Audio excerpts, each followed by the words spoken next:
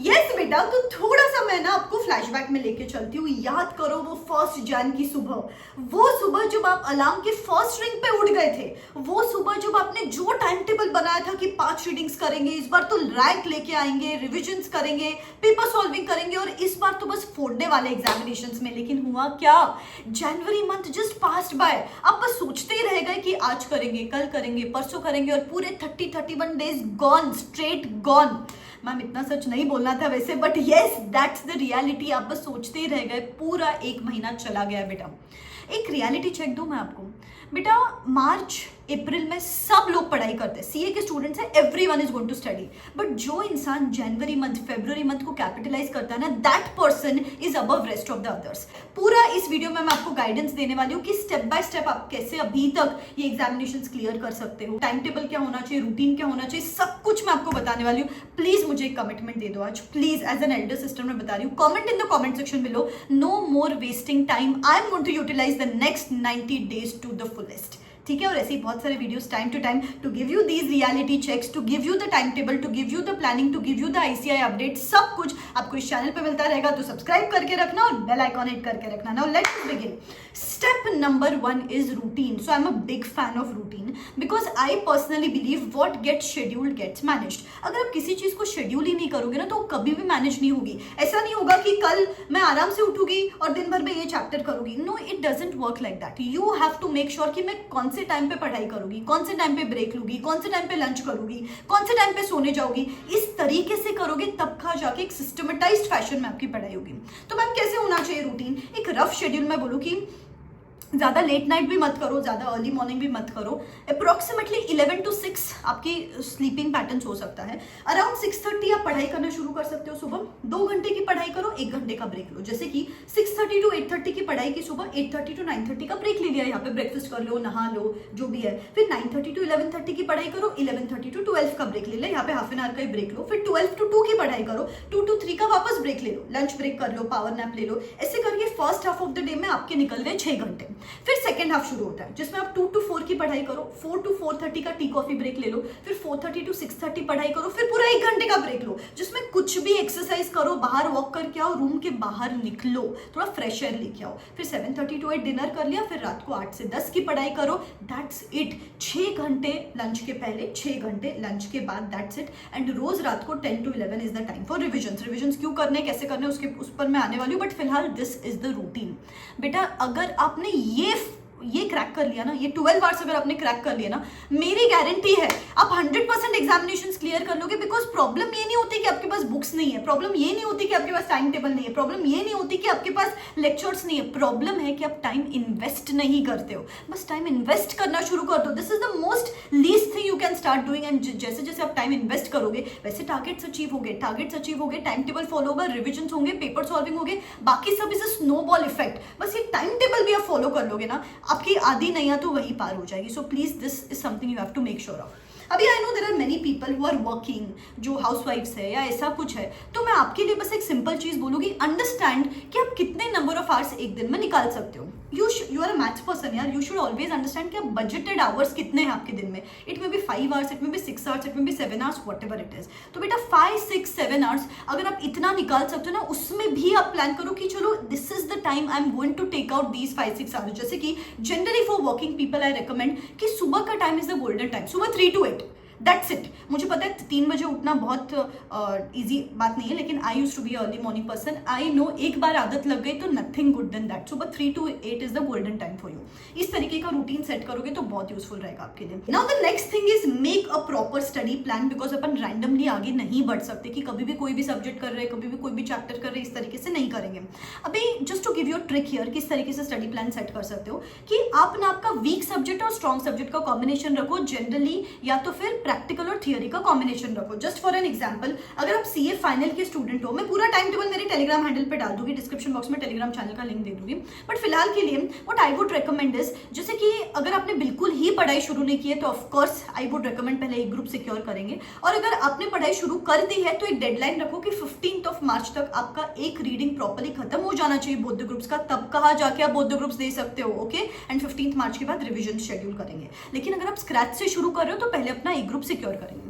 जैसे कि CA final का ग्रुप 1, मैं बोलूँगी for the next 20 days first half of the day में ऑडिट करो, कंपल्सरीली 5-6 आवर्स फॉर ऑडिट, और second half of the day में एएफएम खत्म करते हैं 20th ऑफ फरवरी तक। फिर 20th फरवरी के बाद भी ऑडिट कंटिन्यू ही रखो, बिकॉज ऑडिट बहुत ही रेड फ्लैग पेपर होता जा रहा है आजकल, बहुत डिफिकल्ट हो रहा है, तो उसका रिविजन करेंगे एफआर के साथ साथ, और side by side second half of the day में एफआर करेंगे। 10th ऑफ मार्च तक आपकी एक रीडिंग प्रॉपर्ली हो जानी चाहिए। The basic point is you need to have some kind of milestone, you need to set up targets, otherwise कब go with the flow हो जाता है समझ में नहीं आता। जैसे जनवरी चला गया वैसे ही फरवरी भी चला जाएगा, तो you need to have some target जिसको आपको स्टक रहना है। जैसे कि जो अभी मेरा मेंटोरशिप प्रोग्राम चल रहा है, full fledged mentorship program for May 25 attempt, वहां पे मैं क्या करती हूँ, मैं पर्सनली बच्चे को कॉल करती हूँ। हर स्टूडेंट का बैकग्राउंड अलग होता है, जैसे कि कोई होम मेकर है, कोई मैरिड है, किसी के बच्चे है, कोई वर्किंग प्रोफेशनल है, कोई आर्टिकलशिप स्टूडेंट है, उनके बैकग्राउंड के हिसाब से we design a proper routine for them. फिर उनके स्ट्रेंथ्स वीकनेस के हिसाब से, उनके प्रीवियस अटेम्प्ट के मार्क्स के हिसाब से हम प्रॉपर्ली सब्जेक्ट को कॉम्बिनेशन डिजाइन करते हैं, टारगेट्स डिजाइन करते हैं कि जैसे कि आज कौन सा चैप्टर करेंगे, कल कौन सा चैप्टर करेंगे। फिर उसके बाद कुछ स्पैन के बाद मैं पर्सनली फॉलोअप कॉल देती हूँ बच्चे को, बिकॉज जैसे कि जनवरी चला गया आपका, आप हमेशा टाइम टेबल तो सेट करते हो, लेकिन देयर इज नो पर्सन जिसको पता है कि you are accountable to that person. कोई चेक करने वाला ही नहीं है कि आप पढ़ाई कर रहे हो या नहीं कर रहे हो। तो यहाँ पे I personally give you the follow up call, there are no hired people here. Voice notes, motivational messages, challenges भेजती रहती हूँ मैं आपको, so that you stay boosted and pumped up. Guest lecturers आते हैं to guide you on topics like meditation, nutrition, diet, yoga. इसके साथ साथ आपको फ्री टेस्ट सीरीज मिलती है, आपको मेंटोरशिप किट मिलता है, स्टडी ट्रैकर मिलता है, डेली ट्रैकिंग होता है, प्रोग्रेस रिपोर्ट जनरेट होता है। All in all I be like your mentor, friend and guide during this journey. Amazing reviews मिले मुझे अभी तक मेंटोरशिप प्रोग्राम के लिए, बिकॉज क्या होता है ना बेटा, इस जर्नी के दौरान अपन काफी बार लोनली फील करते हैं, लेफ्ट आउट फील करते हैं, बिकॉज फ्रेंड्स आगे चले गए, आप पीछे रह गए, या फिर वाइसा वर्सा कुछ भी हो गया। तो during this lonely journey there is somebody who is holding that little finger and guiding you during this span of 2-3 months. बहुत यूजफुल रहेगा आपके लिए भी। डिस्क्रिप्शन बॉक्स में लिंक दे रही हूँ, go check it out. Problem एक ही है, मैं बहुत ही लिमिटेड सीट्स लेती हूँ यहाँ पे, because I personally take care of every student here, I personally call every student, तो बहुत लिमिटेड सीट्स रहेंगे। मैक्सिमम सीट्स तो ऑलरेडी सोल्ड आउट है। If you want to enroll you can enroll ASAP. Please थोड़े target set करो, थोड़े milestone set करो। Let's say अगर आप इंटर के ग्रुप 1 के स्टूडेंट हो, just for an specimen purpose मैं आपको बताती हूँ, टाइम टेबल में टेलीग्राम हैंडल पे डाल दूंगी, डिस्क्रिप्शन बॉक्स में लिंक है। आप क्या करो ना, जैसे कि फर्स्ट ग्रुप है आपका, अभी टैक्सेशन डिफिकल्ट लगता है generally, so first half of the day में टैक्स रखो, second half of the day में फिलहाल के लिए अकाउंट से शुरू करते हैं, 20th ऑफ फेब तक अकाउंट्स खत्म करते हैं, फिर उसके बाद रिप्लेस अकाउंट्स विथ लॉ, और 10th ऑफ मार्च तक अपन इस तरीके से अपनी फर्स्ट रीडिंग खत्म करेंगे। फिर उसके बाद एक महीने में अप्रोक्सीमेटली सेकंड रीडिंग खत्म करेंगे with the papers, and then last के 20 डेज में एक और रीडिंग करेंगे। This one's for the people who haven't started studies only, and जिन्होंने पढ़ाई ऑलरेडी शुरू कर दी है। 15th ऑफ मार्च तक आपको भी आपका प्रॉपर बौद्ध ग्रुप्स की फर्स्ट रीडिंग हो जानी चाहिए, तब कहा जाके बौद्ध ग्रुप्स दो। इमोशनल होके बौद्ध ग्रुप्स नहीं देना है। I repeat, 15th of March the deadline for you, मैं आपको दे रही हूँ, तब तक होता है तो ठीक, otherwise stick to a single group. फिर उसके बाद बहुत सारे बच्चे मुझे पूछ रहे थे कि मैम अभी बहुत सारे अमेंडमेंट्स आए हैं, नई बुक्स है, तो क्या करना चाहिए, पुराना बुक रेफर करना चाहिए, नया बुक रेफर करना चाहिए। See guys, there are 2 types of students, जिन्होंने पढ़ाई ही नहीं की है सपोज अब तक, लेकिन लास्ट अटेम्प्ट में बुक्स बाय कर ली थी, तो मैं बोलूँगी थोड़ा सा इन्वेस्टमेंट कर लो और नई बुक्स बाय कर लो। लेकिन जिन्होंने पढ़ाई की थी, जी जान लगा दिया था, और उन्होंने प्रॉपर उनका नोट्स मेकिंग कर लिया है, तो refer to your old books only, और उसमें सिर्फ अमेंडमेंट के PDF वगैरह चिपका दो, दैट्स इट। नहीं तो क्या होता है, अपने खुद के बुक के साथ अपना एक कंफर्ट होता है जनरली। तो अगर आपने पढ़ाई की नहीं है तो बुक के साथ कंफर्ट तो डेवलप ही नहीं हुआ ना, तो अगर की नहीं है तो नई बुक्स ले लो, otherwise stick to your old books. एक और प्रॉब्लम है कि मैम मैं क्लासेस देख रही हूँ। बेटा सी, अगर आपने क्लासेस देख लिए अभी तक, तो going forward watch the classes only where you are getting stuck. कि लेट्स से मेरा कॉन्सेप्चुअल अंडरस्टैंडिंग नहीं है AFM में, मेरा कॉन्सेप्चुअल अंडरस्टैंडिंग नहीं है टैक्स में, तो अंडरस्टैंड कि यार ये पर्टिकुलर चैप्टर्स है जहाँ पे मुझे कॉन्सेप्चुअल अंडरस्टैंडिंग की ज़रूरत है। सिर्फ उन पर्टिकुलर चैप्टर्स के लेक्चर्स देखो, रैंडमली हर चैप्टर का लेक्चर देखने जाओगे ना तो बहुत टाइम लग जाता है, बिकॉज ये ही देखा गया है बेटा कि there is a serious lack of practice, बहुत सीरियस लैक ऑफ प्रैक्टिस है, बिकॉज सिर्फ अपन देख रहे खुद से पेन पेपर उठा के चीज़ें ही सॉल्व नहीं कर रहे। तो देखो लेक्चर्स देखने के अगेंस्ट मैं नहीं बोल रही हूँ, लेकिन यू नीड टू फिल्टर कि कहाँ पे कॉन्सेप्चुअल अंडरस्टैंडिंग नहीं है, सिर्फ इन पर्टिकुलर चैप्टर्स का मैं लेक्चर्स देखने वाली हूँ।